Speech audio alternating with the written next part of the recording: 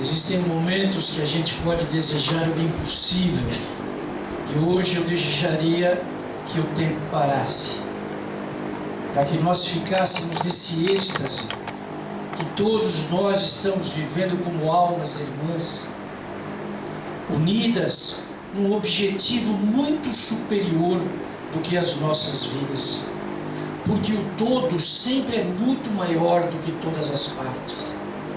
Então a felicidade individual é muito pouco perto da felicidade da coletividade. É por isso que os espíritos superiores, apesar de não precisarem mais, eles mergulham na carne novamente, porque não lhes interessa a felicidade espiritual que eles já conquistaram, interessa a felicidade do coletivo. É por isso que Emmanuel, hoje com 17 anos, deve estar aqui por São Paulo, talvez até fazendo vestibular de educação ou de medicina. Eu tenho as minhas suspeitas, aquele rapaz que entrou em 10 faculdades, 17 anos. Então vejam que então os Espíritos nos dão lição todas as horas, todos os momentos, e cabe a nós, já com uma certa experiência e vivência, reconhecer que a espiritualidade maior nos fala em pequenos recados, em palavras sutis, muitas das vezes no sono, muitas das vezes num recado no nosso ouvido, como no sexto filho que já havia adotado. A paciente, saindo do consultório, me disse: puxa, doutor, o senhor está satisfeito em ser pai, não é? Eu disse: sim, graças a Deus estou muito satisfeito.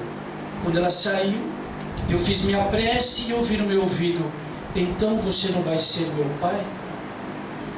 Era o 7º filho, que chegava através da intuição e que eu jamais imaginei que eu precisasse passar por essa situação. E depois o 8º, o 9º, e fomos completando uma família gigantesca, não é? Quase uma tribo. Eu falo com o cacique risada, porque quando eu falo eles dão risada, logo em seguida então o cacique risada. Quer dizer, você nunca pode prever completamente os destinos de Deus, os projetos de Deus para a sua vida. Quando você pensa que ali existe uma parede, instantes depois o mundo espiritual lhe abre uma porta.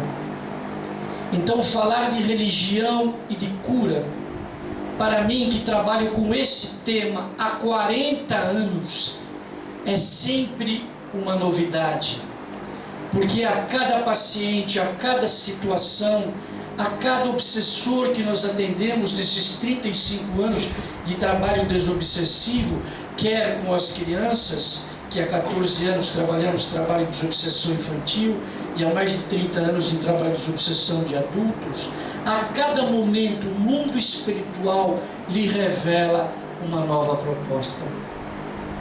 E a felicidade nossa qual é? É ter de alguma forma ajudado aquele irmão na hora que ele precisou. É ter feito de alguma forma diferença em sua vida. E muitas das vezes fazemos essa diferença por nós mesmos, mas outras vezes ser instrumentos do bem.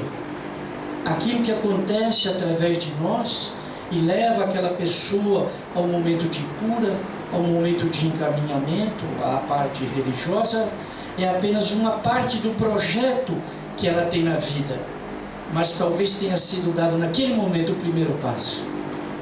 Então muitos de vocês sabem muito bem o que é o primeiro passo, porque se vocês estão aqui é porque vocês já deram esse primeiro passo e souberam que na sua caminhada existirão momentos alegres, felizes, extremamente agradáveis, como a nossa música celestial que nós ouvimos aqui.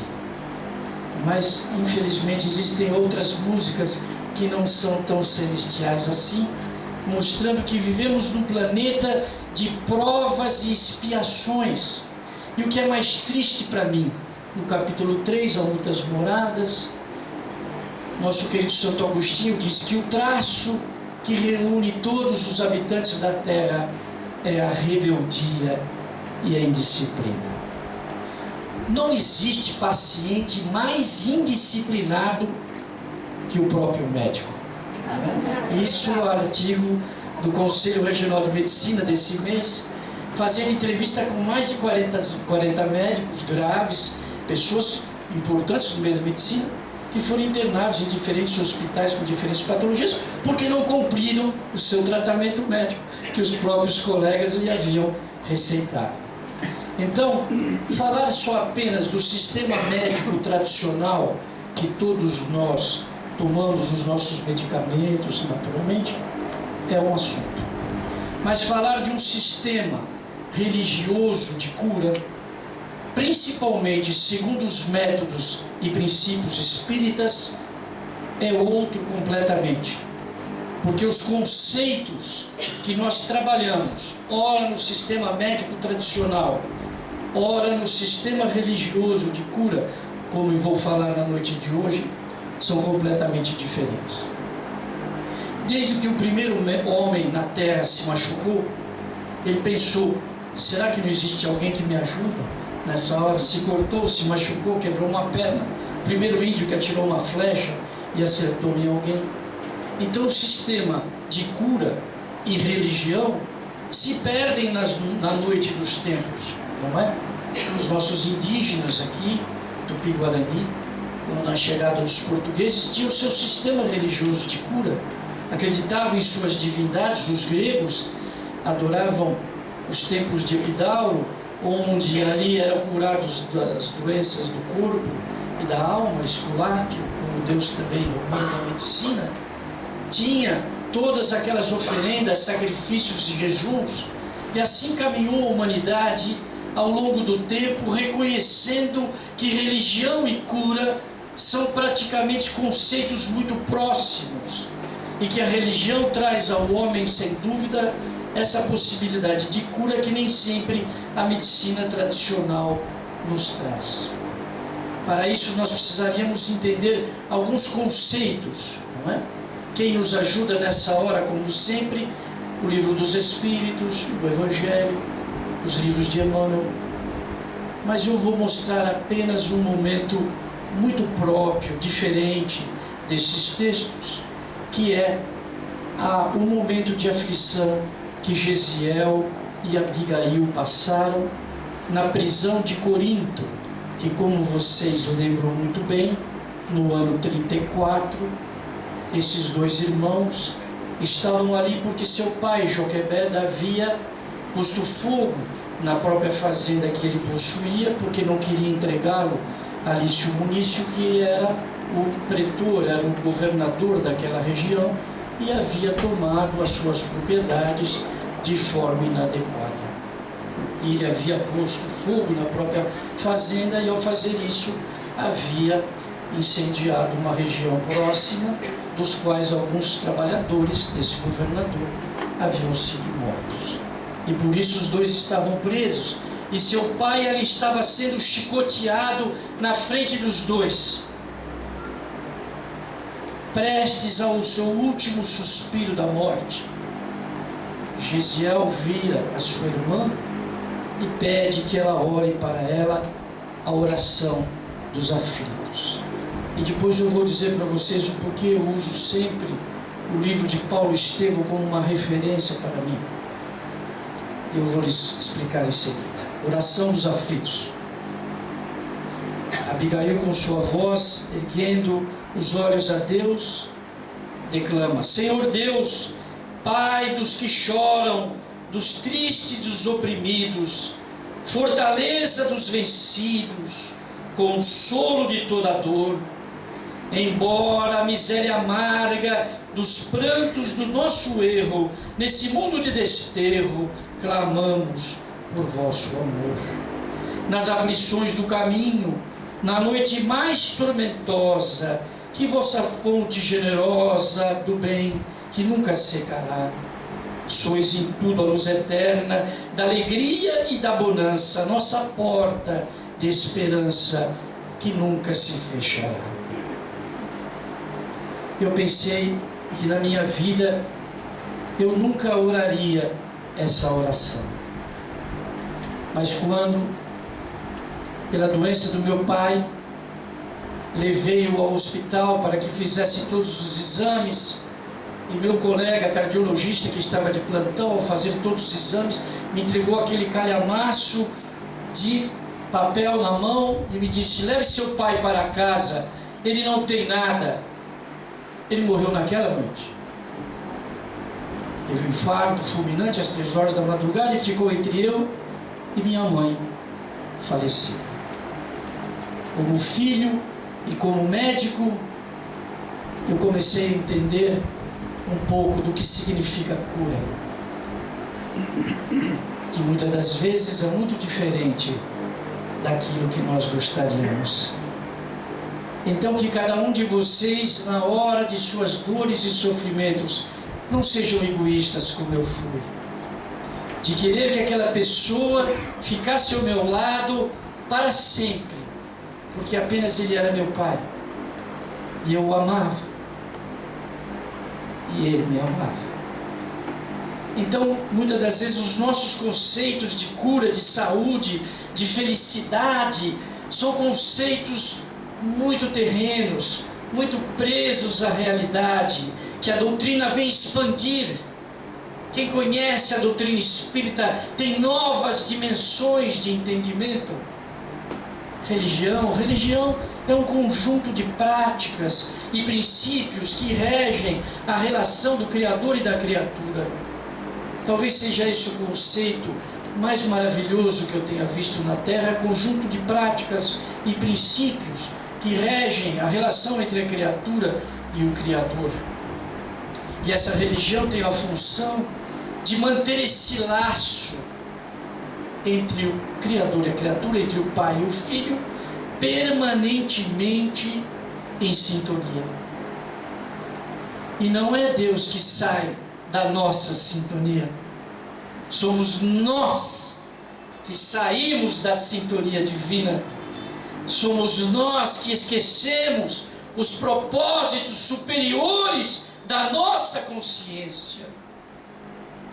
Questão 621 do Livro dos Espíritos: onde está escrita as leis de Deus? Todos vocês sabem a resposta. Eu não vou pedir para cantar, mas vou pedir para que vocês respondam.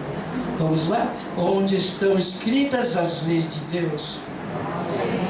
Na nossa consciência. Só que enquanto vivendo na Terra, nós nos confundimos com os nossos objetivos, nós nos confundimos com o que é verdadeira felicidade, o que é a posse do bem terreno, o que é o amor egoístico, e vamos criando situações que não estão previstas na nossa consciência. Porque antes de reencarnar, nós recebemos as orientações do caminho que devíamos trilhar. Então, doença é quando nos afastamos do caminho que Deus nos programou. E saúde passa a ser, como Emmanuel nos diz na questão 95 do Consolador, saúde é a perfeita harmonia da alma.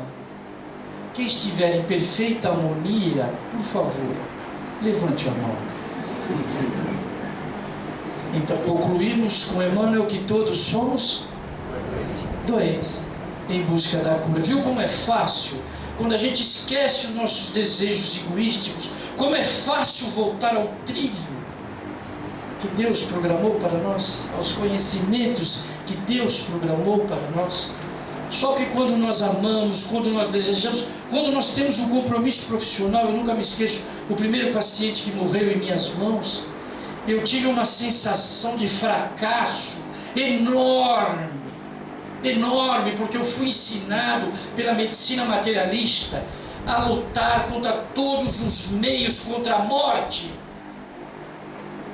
E é isso que se ensinam a todos os médicos, que você deve lutar contra todos os meios, contra uma passagem tão necessária e inevitável. É como se roubássemos a chave da porta de alguém que precisa atravessá-la, e o tempo todo o doente quisesse arrancar essa chave da nossa mão, para seguir o seu caminho, para seguir o caminho que Deus programou para ele. E eu, como médico, quereria arrancar essa chave dele, para que ele não atravesse aquela porta. Então quem está causando doença nele sou eu, aquele profissional que tem a tarefa e o trabalho de evitar a doença, evitar o sofrimento.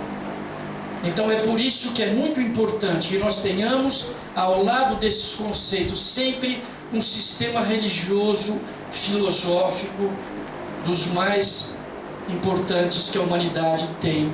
E nós acreditamos que o Espiritismo seja esse sistema filosófico de consequências religiosas, que faz com que nós possamos enxergar a vida totalmente diferente.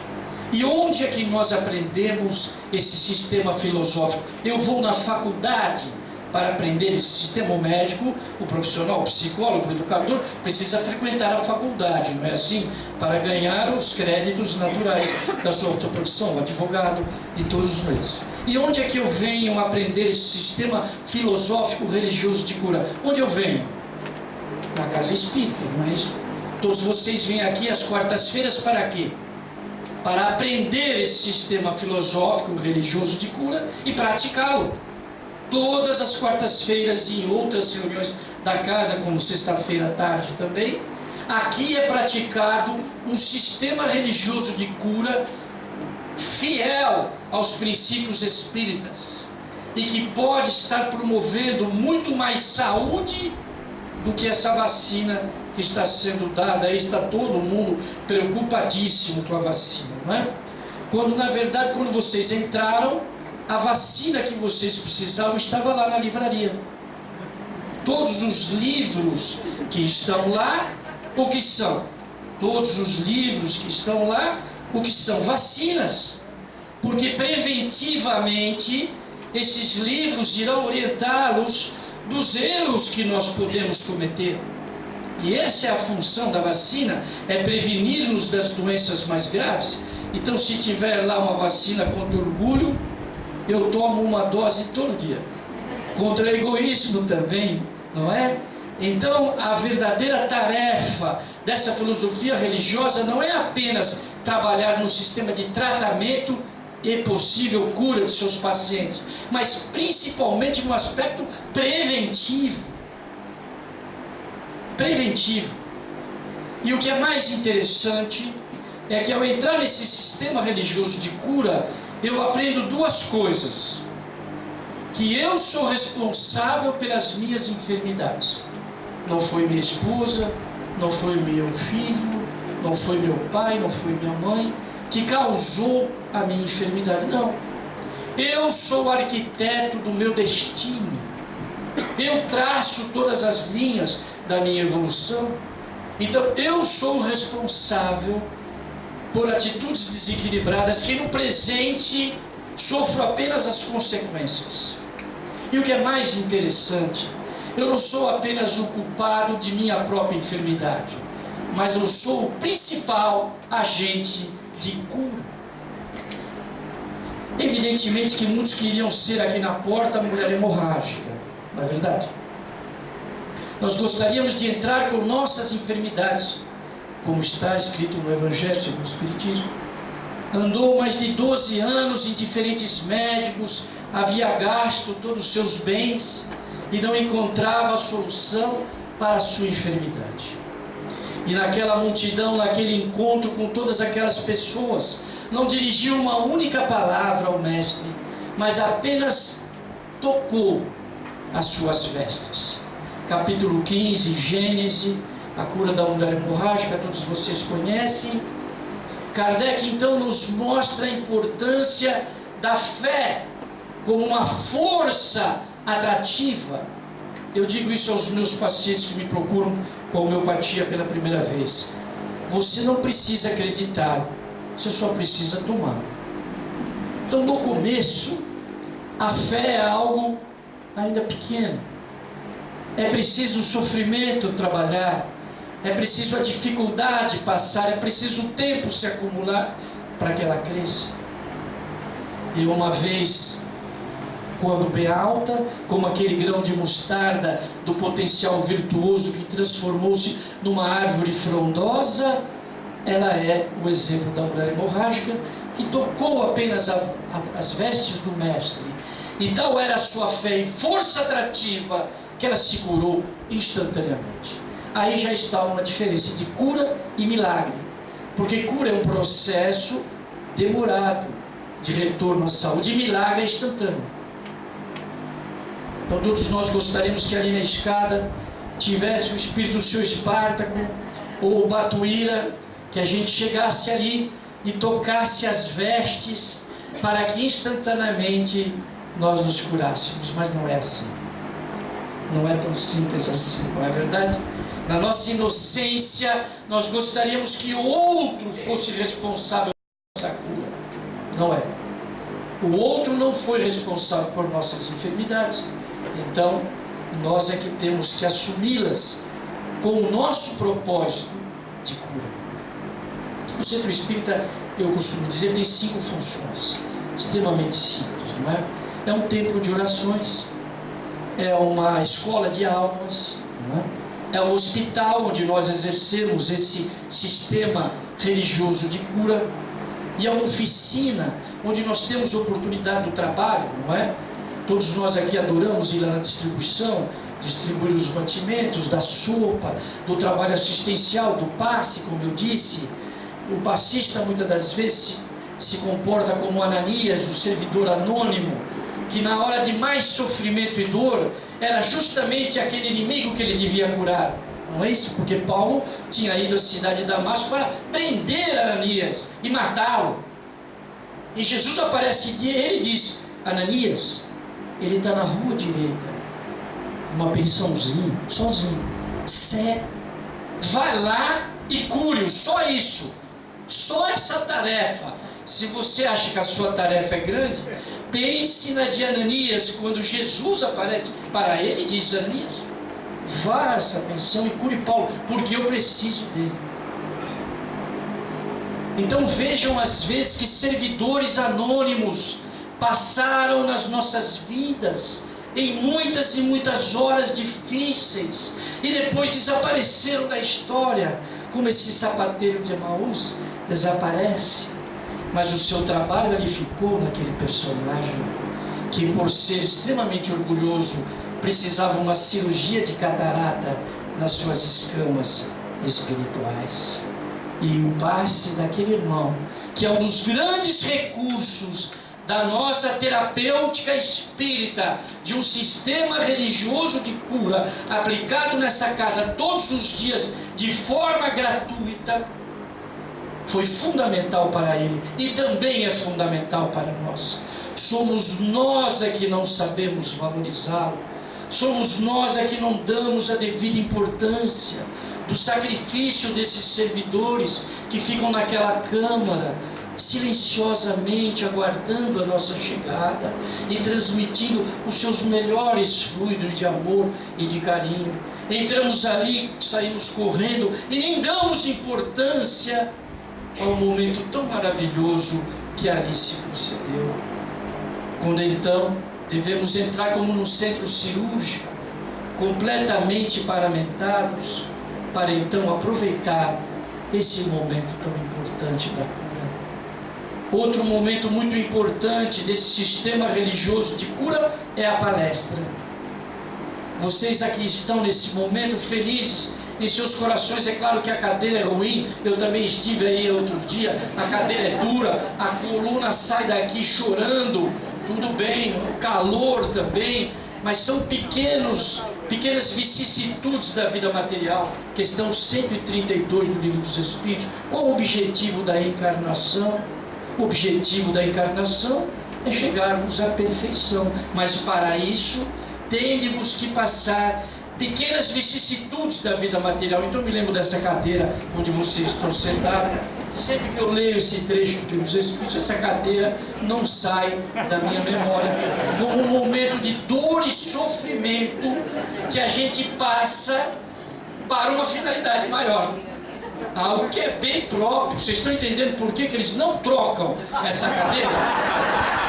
Não, vocês estão tentando entender por que eles não trocam. Todo mundo pergunto, mas meu Deus do céu, por que não se troca? Eu estou aqui há 40 anos, 40 anos, e a cadeira é a mesma. Agora tem almofadinha, tá certo. Então isso é chamado acréscimo de misericórdia. Essa almofadinha é chamada acréscimo de misericórdia. Porque o Ronaldo falou, não, vamos dar um pouquinho, né, de alegria para o pessoal. Então é apenas um exemplo agradável, mas mostra-nos muito do que outro grande autor da doutrina espírita, talvez até esquecido, nos fala no seu maravilhoso livro, O Problema do Ser, do Destino e da Dor, Leon Denis, esse filósofo da doutrina espírita, que nos traz um pensamento, uma correlação muito importante. E eu vou ler a vocês. Esse tema está relacionado, obviamente, ao tema religião e cura. O objetivo da evolução, a razão de ser da vida, não é a felicidade, como muitos erradamente creem, mas o aperfeiçoamento de todos nós. Esse aperfeiçoamento se dá por meio do trabalho, do esforço, da alegria e até da dor. Se na Terra há menos alegria do que sofrimento, é porque Deus escolheu esse instrumento por excelência para educação e progresso, um estímulo, porque sem ele, muitos de nós ficaríamos retidos na sensualidade da terra. A dor física e moral se transforma na nossa experiência, a sabedoria é o prêmio. Então eu vou resumir isso simples dizendo a vocês: o que é bom para a minha felicidade nem sempre é bom para a minha evolução. Aquilo que eu penso que às vezes vai ser ótimo para mim, aquilo que vai ser maravilhoso para mim, que vai ser a resposta que eu estou esperando na minha vida, não é. E aquilo que é bom para a minha evolução nem sempre é bom para a minha felicidade. Eu lembro muito do Chico. Eu vou explicar por que eu li o livro Paulo Estevão, porque ele me disse pessoalmente, quando eu estava com ele, um pouco antes dele falecer, em 2001, ele falece em 30 de junho de 2002, nós estávamos lá, Cristina comigo, meus irmãos, minha mãe, fomos vê-lo, levar um abraço a ele, conversar sobre o livro que eu havia escrito, e eu estava na mão com o livro Paulo Estevão. E ele olhou para mim, quando eu cheguei bem pertinho dele, disse para mim: Marco, você encontrará para sempre todas as respostas da sua vida nesse livro. Se minha vida, eu apenas tivesse escrito esse único livro, ela já teria valido a pena. Ele disse isso pessoalmente, como estou com vocês. Ele disse: você encontrará todas as respostas que você precisa nesse livro. Esse é o livro do trabalhador espírita cristão. E você encontrará sempre neste livro as respostas para os seus problemas. E se eu tivesse escrito apenas esse livro em minha vida, ela já teria valido a pena. E são 409 obras além dessa. Então talvez esteja para cada um de vocês também o nosso querido Chico, escrito em seus livros através dos Espíritos, é claro, como médium que foi, as respostas que nós procuramos. Mas às vezes não é tão simples. Às vezes é preciso que a doença se manifeste. Aí então é o momento de procurarmos os médicos da terra e os médicos de Deus, não é? Do sistema religioso de cura. E aqui nessa casa, se nós viermos para buscar especificamente uma pessoa milagrosa que faça a cura de todos nós, nós não encontraremos. Porque significa que a humanidade já amadureceu a tal ponto que nós podemos ser responsáveis por nossas dores e principalmente pela nossa cura. Então é nesse contexto que a Casa Espírita oferece seus trabalhos. Não promete cura a ninguém, porque não depende da vontade dos espíritos curar os outros. Depende do próprio tirar de dentro de si essa energia que estava em desequilíbrio e transformá-lo em equilíbrio. A Organização Mundial da Saúde classifica a saúde como o perfeito equilíbrio biopsicossocial. Não é isso, Geraldo? Confere? Eu acrescentaria a esse conceito o trecho espiritual. Ou há alguma dúvida entre vocês que o sistema médico atual está esgotado justamente por isso, porque despreza o elemento espiritual. E nós não podemos mais, no contexto moderno, desprezarmos o contexto espiritual. O espírito é um ser imortal, traz inúmeras experiências em suas vidas sucessivas e precisa ser considerado como tal. Ele precisa ser entendido como tal, precisa ser estudado como tal, e não mais como apenas uma roupa corpórea, uma vestimenta de carne. Eu costumo dizer aos meus pacientes: você é um espírito e está na carne. Não vou dizer temporariamente, senão ele sai correndo, não é? Assim, temporariamente, eu tinha ser que amanhã, temporariamente acabou meu tempo. Não acabou. Mas é verdade, nós estamos temporariamente na carne. E esse tempo do temporário, nem nós sabemos. Isso pertence ao plano divino. Muitos de nós poderíamos ter a honra de ser completistas. Diz-nos André Luiz, nos estudos maravilhosos dos seus mentores, que completista é aquele que termina todo o projeto daquela vida que o Espírito recebeu. Então, se ele terá que viver 70 anos, terá que ter uma profissão, casar, ter um número de filhos, se ele completa essa programação de forma adequada, ele é chamado de completista no mundo espiritual. E dizem que é raríssimo o espírito chegar lá e receber esse diploma. Você desencarnou completando totalmente a sua programação. A maioria de nós se perde nesse processo, entra por atalhos, toma atitudes de desequilíbrio e, consequentemente, não tem saúde. Mas eu olho o meu corpo, me parece que eu estou saudável. Eu vou lá, pesei, tá certo que a balança está meio errada, né? Sempre a minha balança está meio errada, está um pouquinho a mais do que eu gostaria. Mas não faz mal, eu vou procurar uma até que eu acerto o peso que eu quero. Mas, então, a maioria de nós se olha no espelho e se vê e se sente saudável. Mas no fundo, se formos entender o conceito da verdadeira saúde que Emmanuel nos traz como perfeita harmonia de alma, nós veremos que a saúde é um processo, ela não é um estado. A saúde é um processo que vai sendo conquistada a cada responsabilidade que eu vou executando, a cada tarefa que eu vou executando, a cada dia que eu vou vivendo, a cada compromisso que eu vou melhorando, Omar, a cada remédio que eu vou tomando, mesmo que eu não concorde, não é? Eu não gosto desse remédio, eu não sei porque o doutor Marco me passou, mas eu vou tomar. Então, mesmo que você não goste, mesmo que você não sinta, você tome, porque é um exercício de disciplina, e a disciplina depois da fé é a atitude que mais faz diferença em nossas vidas.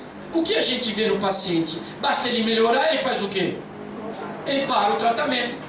Isso é indisciplina, isso é descontinuidade do tratamento. Ele não pode fazer isso. Então, se nós estamos num processo espiritual ou obsessivo, ou desenvolvimento mediúnico, nós começamos a frequentar a casa espírita e assim que melhoramos, vamos embora. E depois eu volto a piorar. Está vendo? Eu não disse que lá não era bom? Voltou tudo. Está vendo? Voltou tudo. Todos os meus sintomas regressaram. Porque nós não temos a fé, então devemos ter, no mínimo, a disciplina. Não é? São virtudes que, se nós não temos, nós temos que exercitar. Eu costumo dizer, por isso é que os doentes chamam como? Paciente. Por que será que puseram esse nome de paciente no doente? Por que será? Para que ele tenha paciência. Ora, podia ter se fosse qualquer nome, não é verdade? Mas ele se chama paciente. Então está dizendo que a dor O sofrimento é um instrumento necessário para a sua evolução. Mas ninguém gosta da dor, ninguém gosta do sofrimento. Mas eu lembro muito a gestante no momento do parto. Quem teve parto normal aqui das mulheres, levante a mão. Parabéns. Se não fosse vocês, a humanidade não existiria. Não é? Porque os homens são os verdadeiros chorões. Não é? Se não fossem as mulheres... Aliás, dizem lendas antigas que existia uma página na Bíblia que foi arrancada. Posso contar essa, Agostinho? Uma página na Bíblia que foi arrancada, que é como Deus escolhe se o espírito vai ser homem ou vai ser mulher. Todos ficam numa fila enorme, parecida à fila da vacina, que nós passamos no sábado aqui na clínica, dobrava 2, 3 quadras, aquele monte de espíritos sem saber se vai ser homem ou vai ser mulher. É uma casa sem janelas, uma porta de entrada e saída toda preta. Quando você abre a porta, está cheio de caco de vidro no chão. No primeiro pisão, se gritar, vai ser homem. Se passar em todos os cacos de vidro e sair da outra porta, vai ser mulher. Então Deus já tem o seu método de seleção de quem sabe lidar com o sofrimento e quem não sabe. Então vamos deixar estar, que é uma atitude inteligente. Então a dor, o sofrimento, dessa forma, brincando, mas ela está presente desde a nossa criação, como nós nascemos, entre dor e sofrimento.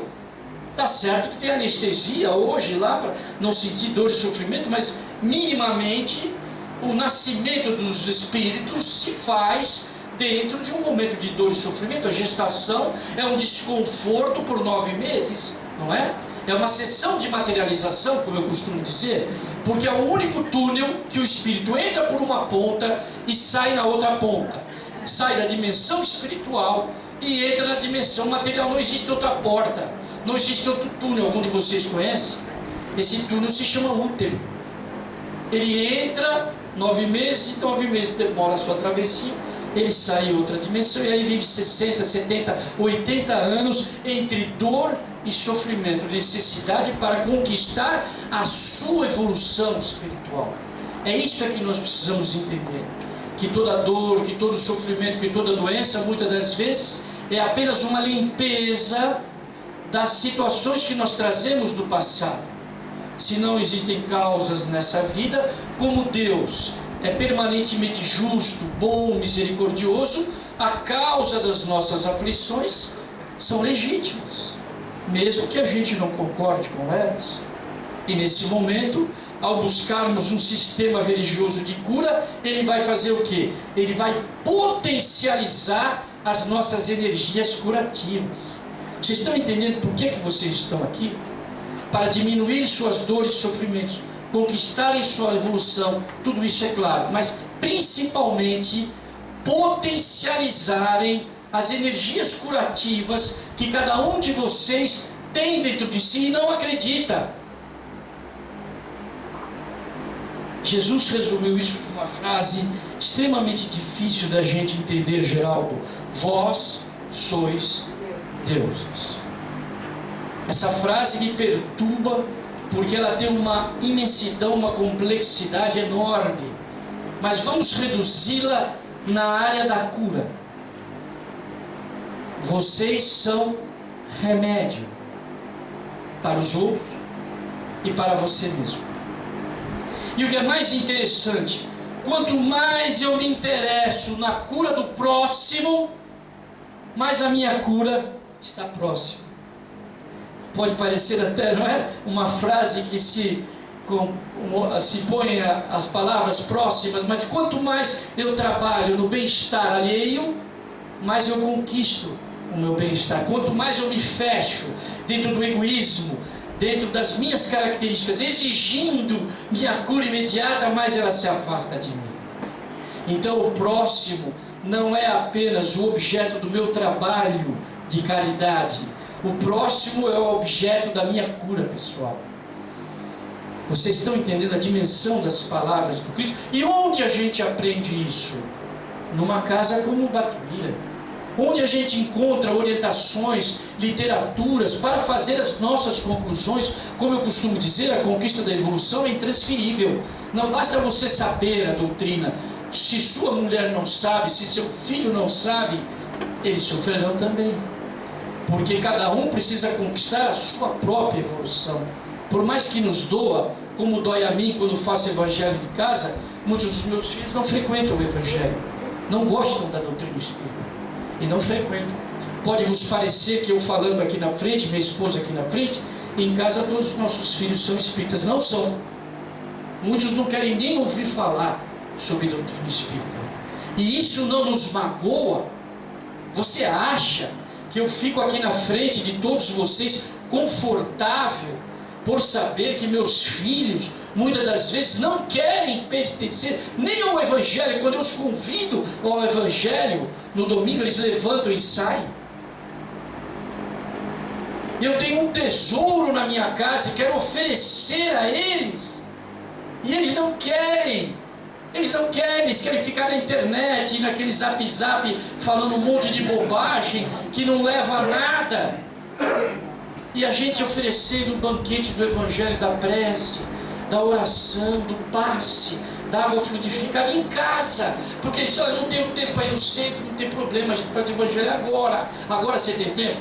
Eu faço o evangelho agora. Na hora que você quiser, quantas vezes você quiser. Você quer fazer de manhã, de tarde, de noite, eu faço o evangelho de manhã, de tarde, de noite. Você quer dentro do banheiro, eu faço dentro do banheiro. Você quer na sala, eu faço na sala, onde você quiser, meu filho. A hora que você quiser, eu estou pronto. Isso é que é lutar pela saúde, lutar na busca de que o outro entenda que sua saúde espiritual dentro do nosso sistema religioso tem que ser conquistada por ele. Não basta eu apenas mostrar os livros e dizer para ele, leia.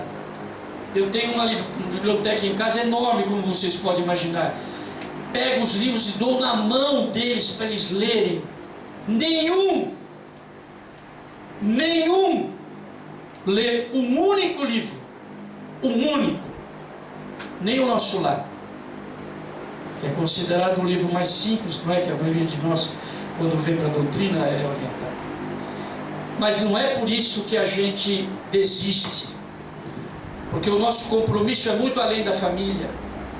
A família é um laboratório de experiências, de afetos e desafetos, onde nós somos testados. Eles nos conhecem, eles sabem as nossas fraquezas, eles sabem os nossos defeitos. Então é ali que encontramos muitas das vezes os afetos e desafetos do passado, que precisamos transformar em laços profundos de amizade. A pessoa vem aqui e diz, doutor, eu estou obsedado. O senhor me indica um trabalho? Eu indico. Só que eu quero te dizer uma coisa, ele não é seu obsessor. Ele é o amigo que você ainda não conquistou. A hora que você entender que você precisa conquistá-lo, a hora que você precisa entender que ele precisa perdoá-lo, e você aceitá-lo como um amigo, a cura está feita, sem um remédio. Apenas uma mudança conceitual, que nossos inimigos não são nossos inimigos, eles são nossos irmãos, e muitas das vezes nos agridem, porque eles querem ser como nós. Eles precisam ser como nós, muito mais do que querem. Eles precisam, e como eles não conseguem, eles atiram a pedra, porque é o que lhes fala mais fundo ao seu coração. Então essas situações são as situações que nós vivemos todos os dias e que nos causam profundamente tristeza, depressão. Eu atendi uma senhora, 2 senhoras esse mês, disseram, doutor, meu filho chegou para mim e disse, mãe, eu sou gay. 2 mães me procuraram, doutor, é o filho mais lindo que eu tenho, é o mais criado com amor, com carinho. O que o senhor acha que eu devo fazer? Nessa hora eu me sinto um verdadeiro padre. Eu não me sinto um médico, não é verdade? Porque a pessoa revelar esses segredos mais profundos de sua alma, só quando ela tem uma confiança enorme na outra pessoa e precisa desesperadamente de uma ajuda. Eu digo a ela, minha senhora, ele é seu filho, ele é um espírito, é um filho de Deus. A senhora ame-o mais ainda do que a senhora amava. Compreenda-o mais ainda do que a senhora compreendia. Sofra como toda mãe sofre, mas tenha fé e confiança que seu amor vai ser muito importante para ele. E o dia que ele sentir que o seu amor se acabou, aí sim que será muito perigoso. Mas enquanto a senhora amá-lo, independente de qualquer questão de gênero, independente de qualquer questão de doença. Eu trabalhei com um dos médicos que foi o primeiro paciente a ter AIDS, em 1982. Ele era meu colega de plantão. E ele mostrou para mim, eu estava no HC trabalhando com oncologia, ele mostrou para mim as lesões de sarcoma de Kaposi na perna, na época que ainda nem se sabia que isso era associado à AIDS. E ele disse: Marco, o que você acha que eu tenho? Eu falei: você tem uma doença muito grave. E já vinha conversando com ele do seu comportamento sexual desequilibrado várias e várias vezes. Para essa encarnação, não deu muito certo a nossa conversa, não é? Porque ele veio a falecer, mas quem sabe para outras vidas nós insistiremos nesse modelo de cura, porque a verdadeira cura é a perfeita harmonia da alma em todos os seus sentidos, em todas as suas virtudes, inclusive no equilíbrio sexual, na escolha que a pessoa fizer. Mas eles têm que estar felizes, eles têm que estar dentro dele mesmo pensando: será que foi isso que Deus pediu para mim? Será que meu projeto divino é esse? Será que eu estou em consonância com as leis de Deus que estão na minha consciência? Então, meus irmãos, o que eu quero vos dizer, depois de 50 minutos do início do nosso trabalho, é que saúde e doença, religião e cura são conceitos extremamente profundos e necessários à nossa vida. Nunca fujam deles. Tem gente que tem verdadeiro pavor de doença, não é? A gente nem pode falar nada. Não fala disso, que isso me dá uma aflição, um mal-estar. A pessoa que tem depressão, fobias, fica totalmente desesperada quando se fala de doenças. Não tenham medo. Enfrentem esse desafio moderno. Enfrentem a realidade que é a verdadeira cura, é estar de acordo com os projetos que Deus desenhou para cada um de nós. Muito mais do que a saúde do corpo, o que é importante é a saúde da alma. E na casa espírita é que eu encontro esses elementos de fortalecimento das minhas escolhas. É na casa espírita, na literatura, na palestra, é no passe, é na água fluidificada, é na ajuda dos espíritos é que eu encontro então esses elementos terapêuticos tão necessários às minhas respostas, que eu procuro tanto. Quem sou eu? O que é a minha vida? Para onde vou após a morte? São questões extremamente importantes e que nós, preocupados com a atividade do dia a dia, raramente fazemos. Então, às vezes, a doença aparece como aquele biscoitinho da comida chinesa, não é? Você abre o biscoitinho, tem lá uma mensagem, não é? Então, a doença que muitos de nós estão passando tem uma mensagem escrita dentro de você. Pare para lê-la, porque se você continuar tentando buscar a cura sem nenhuma melhoria dos seus procedimentos, sem nenhuma busca da reforma íntima, sem deixar seus vícios, seus pensamentos, seus preconceitos, que hoje talvez um dos maiores vícios que tenhamos que combater no mundo moderno são os preconceitos de gênero e de todo tipo. Se nós não fizermos essa viagem para dentro de nós mesmos, jamais teremos saúde. Na verdade, os espíritos do bem querem, sem dúvida nenhuma, a nossa saúde. Muitas das vezes somos nós que ainda somos extremamente rebeldes e jogamos fora o remédio que nos é oferecido. Então eu desejo muita saúde e paz a todos vocês. Terminarei encerrando lendo esse pequeno trecho que muitos de vocês já leram. Eu tenho certeza que muitos de vocês já leram, porque essa cartilha, ela existe no plano espiritual antes da gente reencarnar. Você sabia disso, né? Emmanuel recebe a pergunta dos amigos encarnados, dizendo: Emmanuel, não tem nenhuma cartilha aí no mundo espiritual que a gente lê antes de reencarnar, nos departamentos de reencarnação? Ele falou: tem. Então por que você não traz aqui na Terra essa cartilha para a gente estudar? Então eu garanto que muitos de vocês leram essa cartilha antes de reencarnar, só que esqueceu, não é? Essa é a conclusão que a gente chega. Então, Pensamento e Vida é uma pequena cartilha que diz assim: não nos esqueçamos de que a saúde só pode se manifestar através do sentimento reto, do pensamento reto, sem os quais a alma adoece por carência de equilíbrio interior, imprimindo no corpo as perturbações que lhes são consequentes. Muito obrigado da presença, espero que tenha valido a pena para todos. Boa cura, bom trabalho de cada um lutar para despertar os seus potenciais curativos que são tão necessários no dia de hoje. Muito obrigado.